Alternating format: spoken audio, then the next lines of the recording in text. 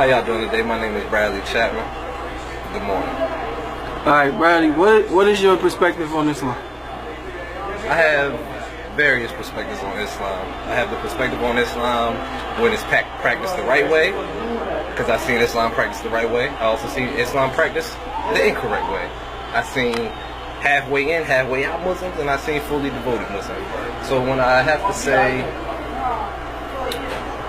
Muslims that practice it the right way, I feel like Islam has some benefits. It has a structure, it has values, it has morality. It does have things where you can see it in the full grasp of things. However, when it's not practiced the right way, I just see it as just people out here faking. You see what I'm saying? But that's with anything. You got good and bad with anything. However, in today's climate where I currently live at in Atlantic City, I see more half-practicing Muslims than I do full practicing Muslims. And I don't mean that in no disrespectful way. I just see people that do it just for the benefits that come along with it, and they're taking more from the religion than they're giving it.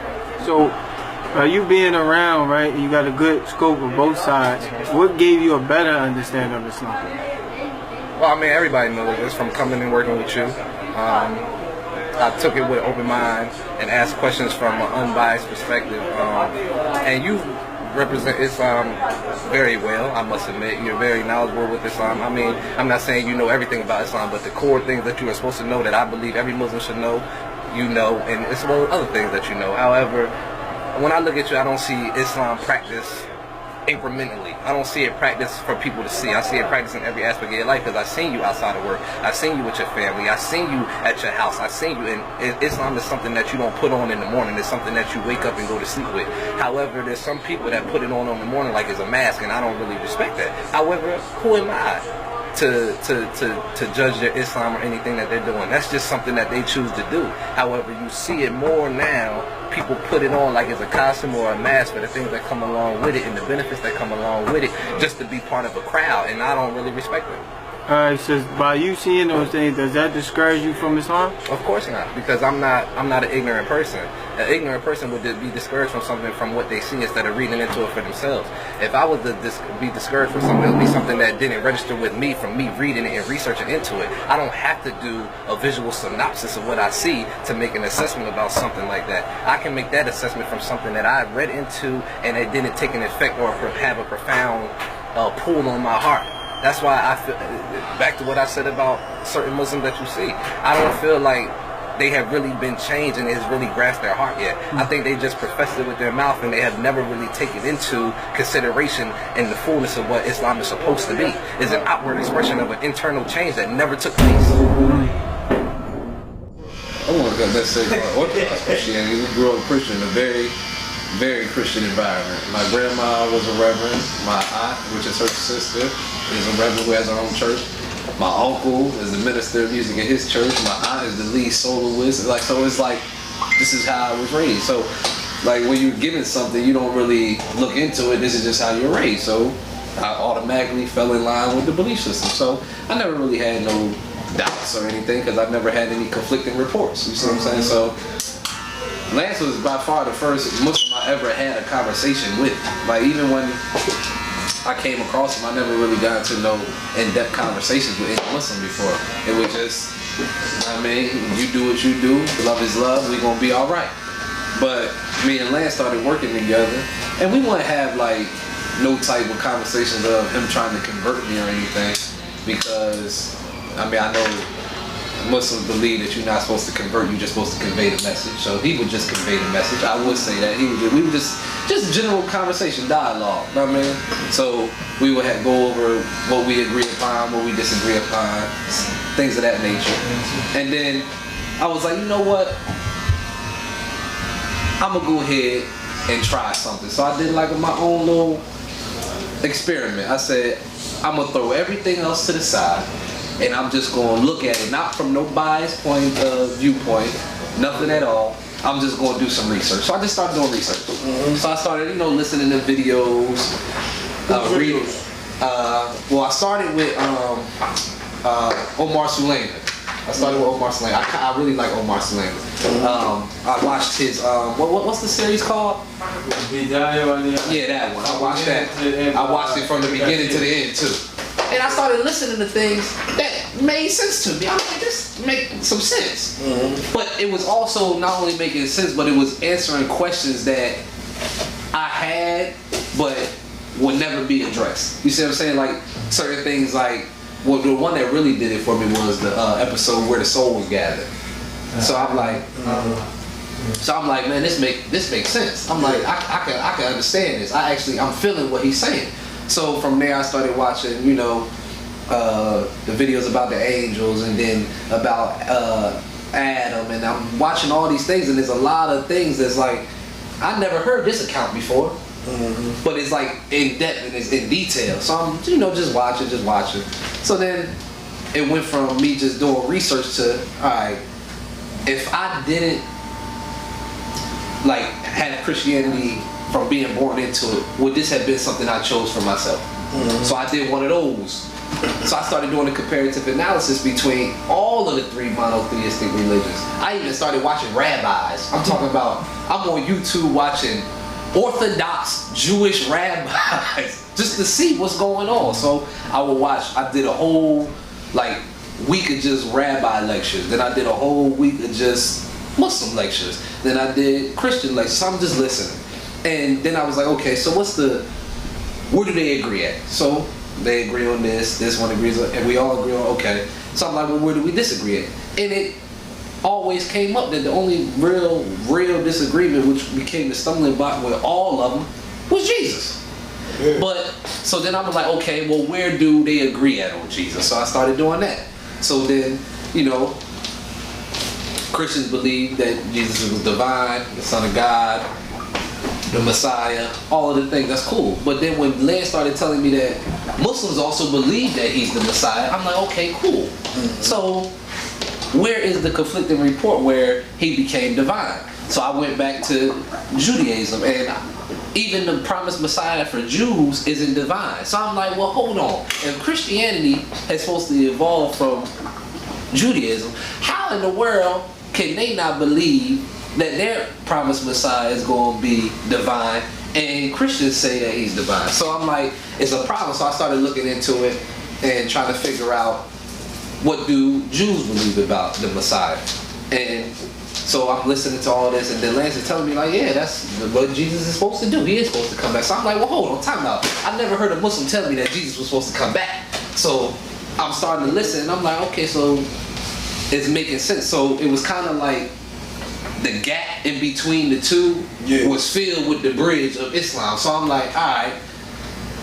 Now I came to the point where I'm like, okay, now I'm at a crossroads. I'm like, my whole life I believe this one thing. I'm talking about to the core. And now it's shaking. So I'm like, what do I do? So I had a whole couple weeks and some change where I didn't do anything. I'm like, you know what?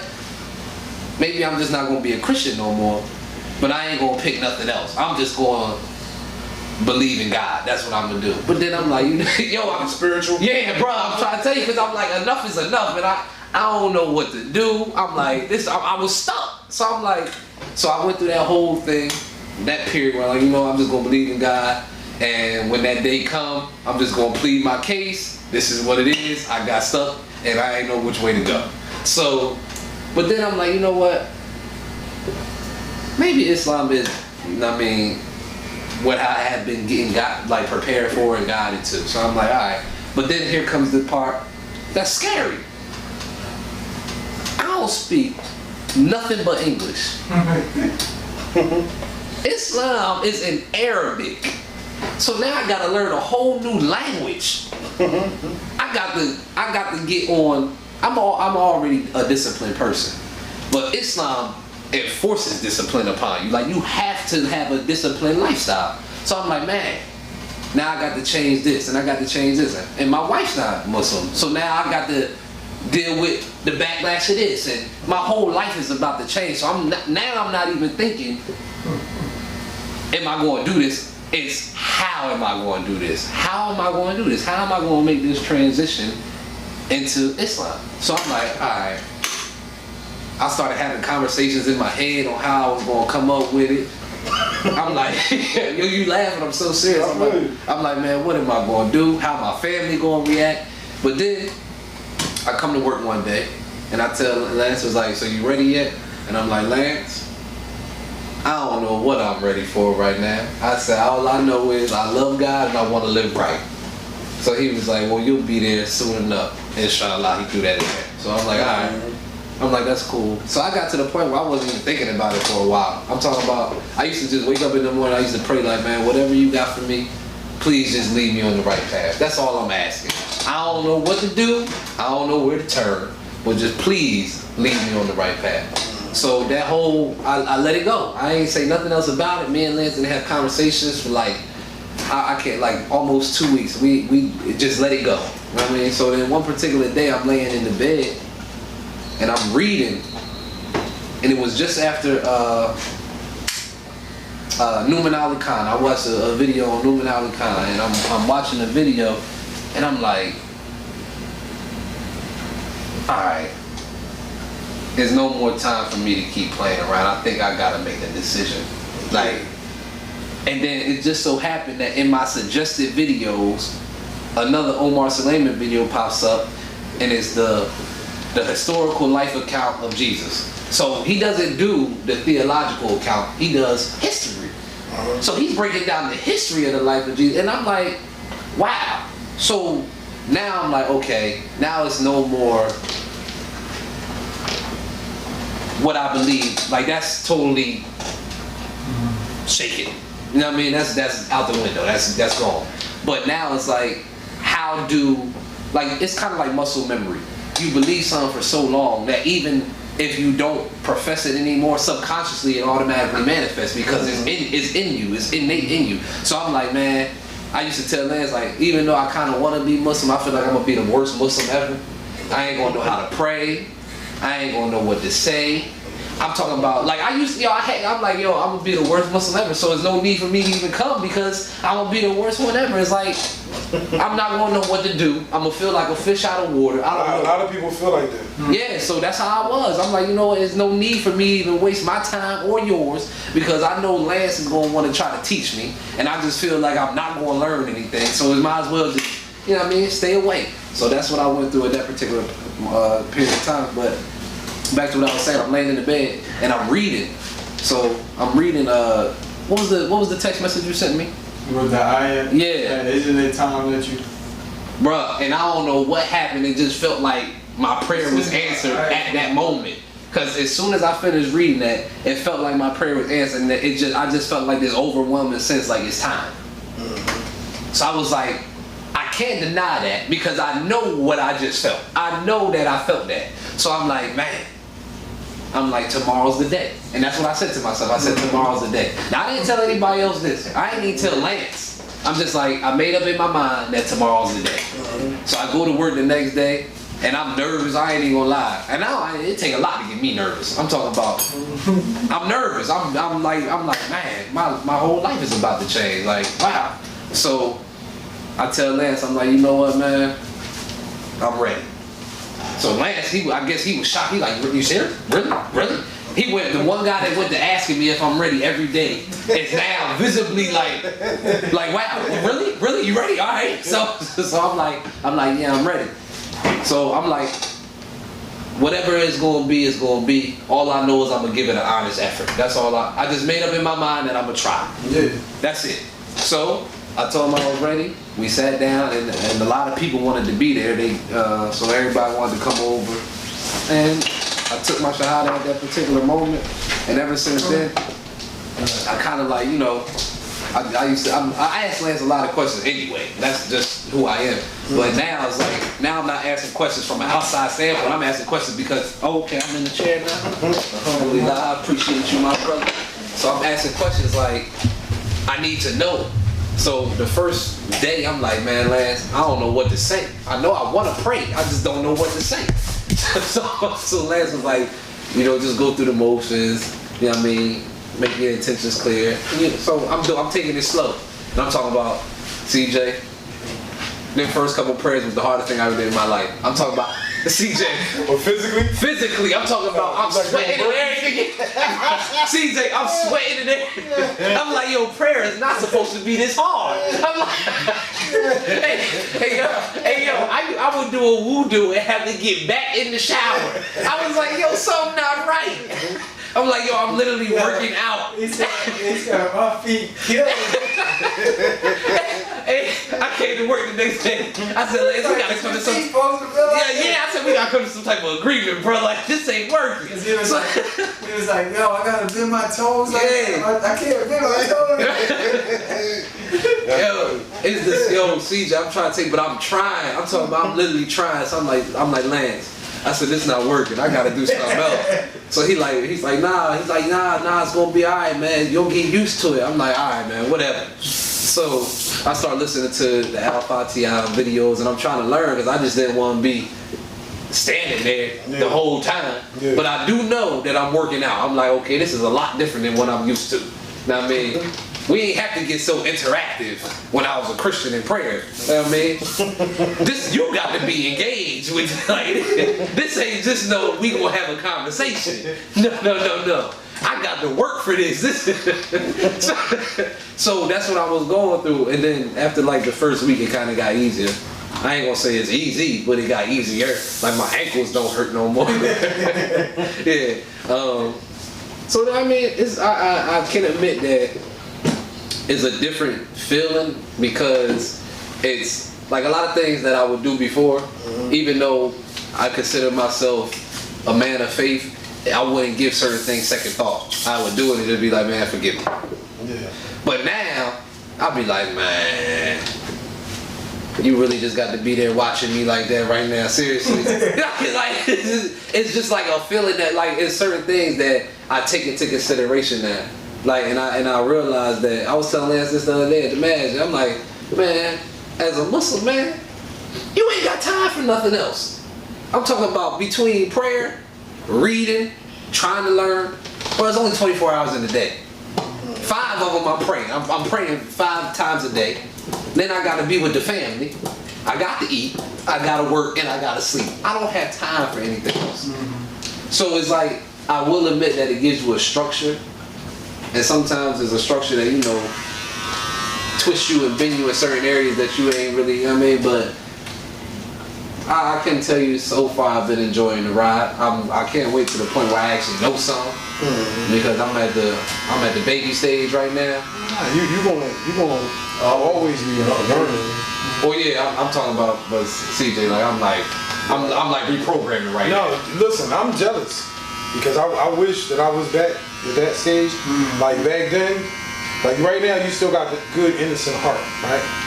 All the people I know have corrupted my heart. You sound just like him. He said the same thing. Look, when I first took Shahada, right? I mean, the first time I went to the masjid, because I didn't go to the masjid a lot in the beginning. Okay. So I didn't have nobody helping me. Like, I ain't going either. That's like the same thing too. Yeah, like in the beginning, I went and I had one bad experience at the masjid. Okay. So somebody sent me to go get a book. They told me to go get Sahih Muslim from this bookstore. And I went in there and the brother was like, "Who's your sheikh? Who told you to buy this book?" And I was like, good. I was like, just give me the book. Yeah. So after that, I was like, I had this thing where I said like, all right, I'm gonna go home, I'm gonna get on Google, and I'm gonna figure out, I'm gonna get my whole Muslim swag together first before I go back. Yeah. So I went home and I would practice. So I would, I had like not the DVD, I had like the VCR tape. Oh yeah, you like a man praying, yeah. And I would follow him pray. And then I got the book, and I would hold the book with me, and I would read the words every day. I understand what you're saying. You know what I mean? So I would do that, and I would just do that 4 times, 5 times a day. And instead of going to the masjid and just praying in congregation, because I was scared. So then one day, there was a barber that worked with me, who he was Muslim. He had just came back to the barbershop, I did. And then he was telling me, he said, what masjid you go? It was like Juma. And I was like, I don't go. And he was like, why not? I had one issue. He said, nah, you gonna come with me. So then the first time I went and everybody was real friendly with me, I went to Masjid Taco. And this is bad. So the first day, when everybody's like stepping on your feet and stuff, and I'm like like, yeah, this is brotherhood. I'm pushing my nasty feet next to their nasty feet and stuff. Now, no way in the world, I don't want to. Like, we can stand toe to toe, but I don't want your feet on. Because it's nasty. That's how I think my heart is corrupted. Because I don't want. You know what I mean? Like even then, I used to walk in the voodoo area barefoot. I would never do that now. Okay. See what I'm saying? Because I just.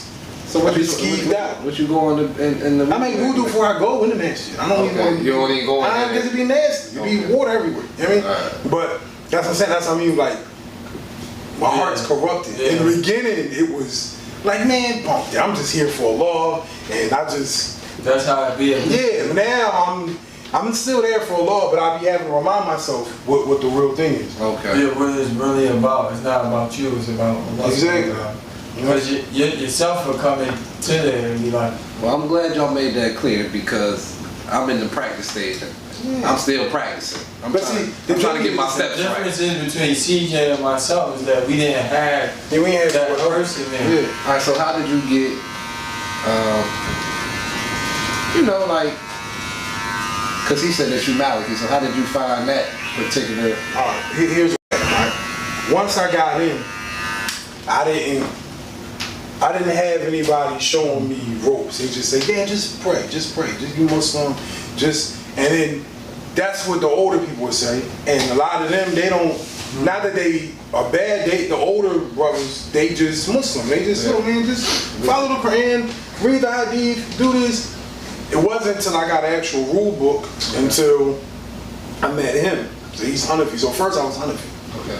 But it's not like you're picking a madhab. Yeah. You just follow the madhab of whoever's teaching you. I did hear that. So I'm saying that, but what happened? He's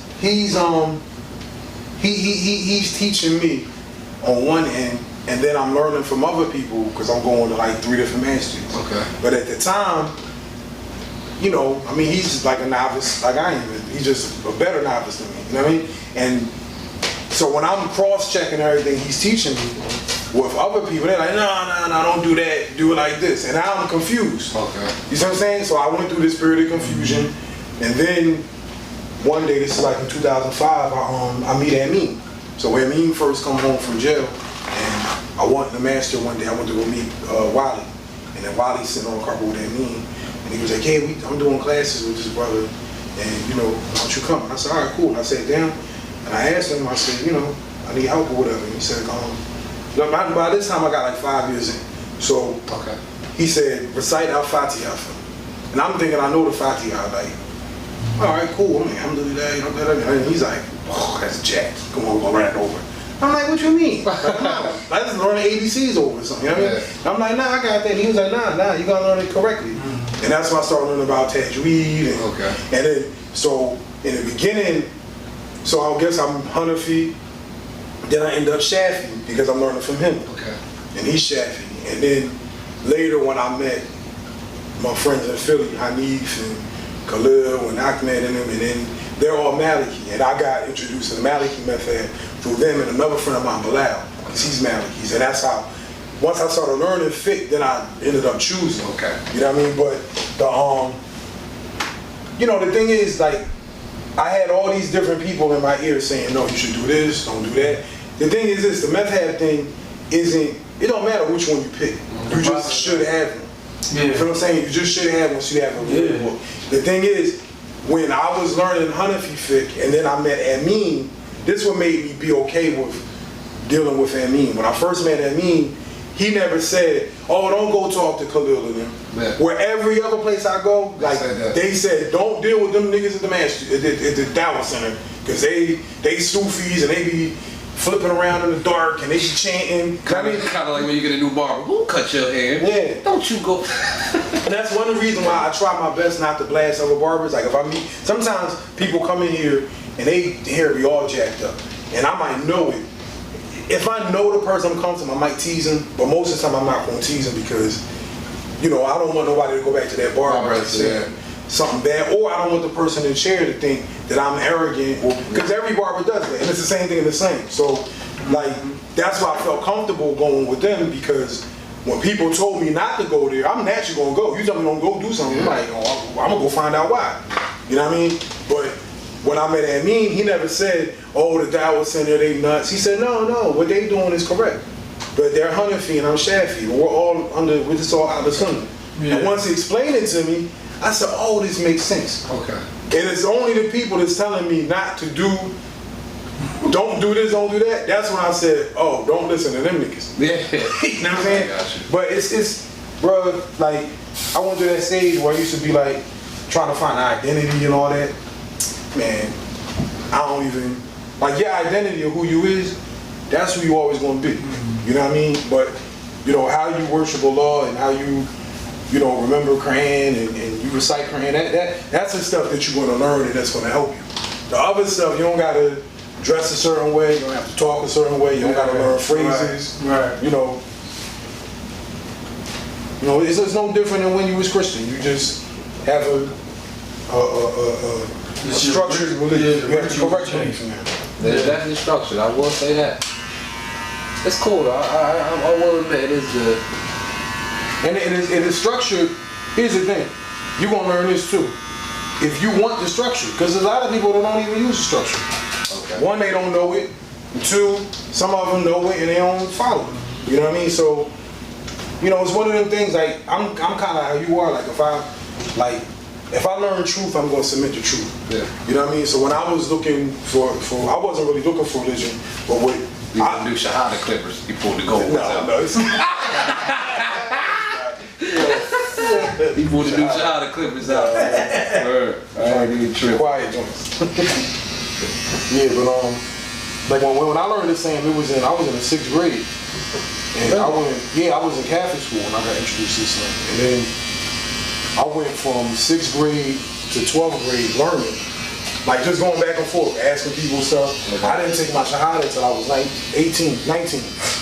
And I only did that. The only reason I actually decided, like, I'm gonna go be a Muslim now, is because I had a baby on the way. And I didn't want to raise my son in all the mess I was in. Okay. But how did your family and all that take everything once you told me? So my dad, he was like, oh, that's what's up, man.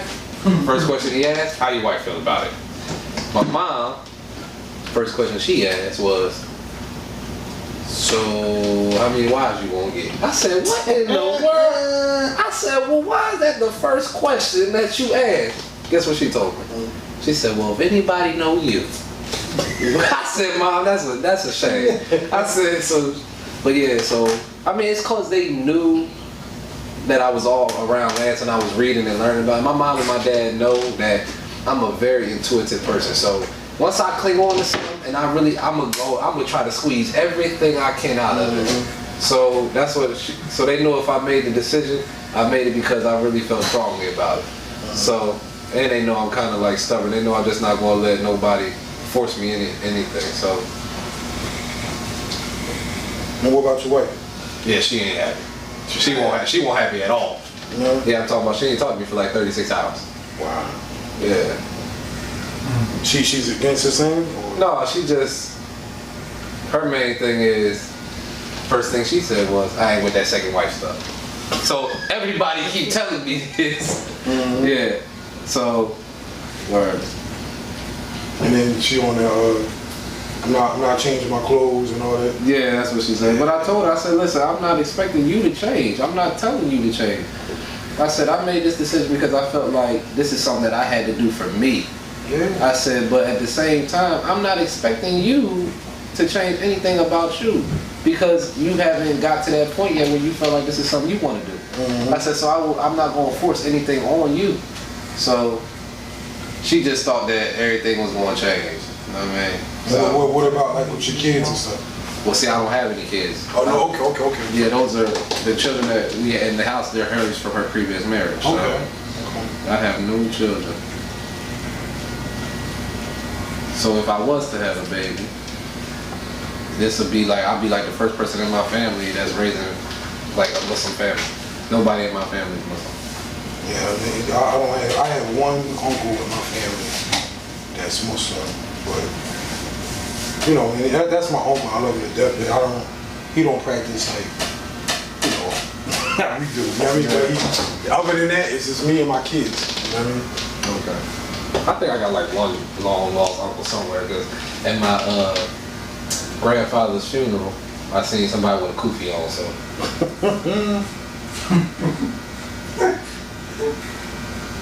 Nah, this is a good thing though, because if you do everything, you know, I mean, Allah knows best, but you might get to a point where everybody in your family follow you. Yeah. You know what I mean? Yeah, that's what I was saying. You're right. Cause that was 3 years, what? Right? Yeah, three years of conversation. We're talking about this has been a long road. That's why if anybody know me, they know that it's been a long, thought out decision. I'll tell you one thing I learned, right?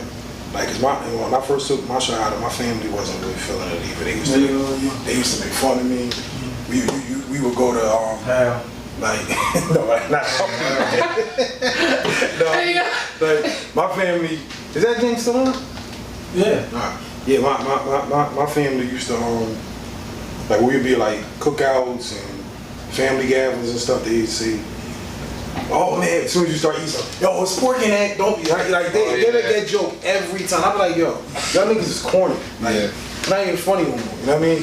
But what ended up happening, like my grandma, for instance, one time we was talking, and you know, in the beginning they don't really think you're gonna stick with it. You know what I mean? Yeah. And then when my step grandpa died, she had a whole bunch of questions. Then, like, you know, what do you think happens after death? Yeah. You know, how do you think I should bury him? And then once I got to talking to my grandmother, I came to find out my grandmother never actually believed that Jesus is actually God. And I said, yo, that's the first step. Like you know what I mean? Like you good if you don't.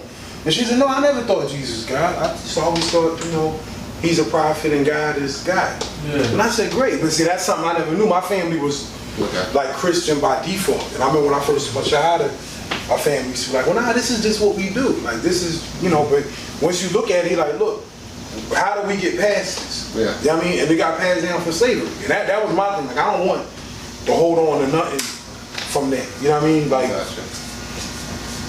you know, like when you first start studying that stuff and you know, you look back and the slaves were like, they either was Muslim or they was pagans. You know what I mean? It wasn't really too many Christians. Like, it was, you know, that was some stuff we got taught in slavery. You know what I mean? Okay.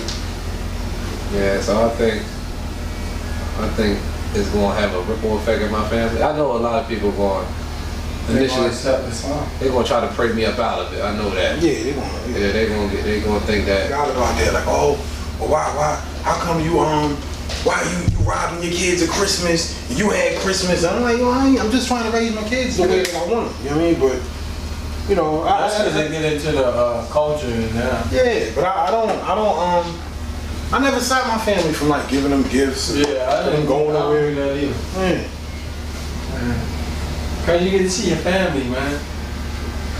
But that, you know, me, I look at it as an opportunity to get that one. Yeah, it is. The dope part, like about Bradley though, is because when y'all did that video at work and he was talking about how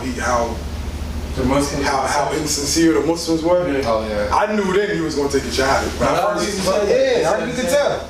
See, the thing is, people. I would tell Brandon that. Yeah, like, people. Muslim, man. It's the same thing with atheists. A lot of times when you meet atheists, you talk to them. They only be atheists because they really sincerely just want to be proven wrong. Yeah. You see what I'm saying? And when I was listening to him talk in that joint, I was like, yo, that dude, he gonna be Muslim. By the end of when you finish talking with an atheist, they usually wind up agnostic. Mm-hmm. Yeah. Then be like, yeah, all right, I believe it's a God. Man, it was that halal chicken, man. There's something about that Muslim chicken. I'm trying to tell you. It hold the seasoning better. I'm trying. Like, yeah, bro. Yo, the man, meat tastes different. I'm telling you. You see that? I'm starting 5, baby. You see that?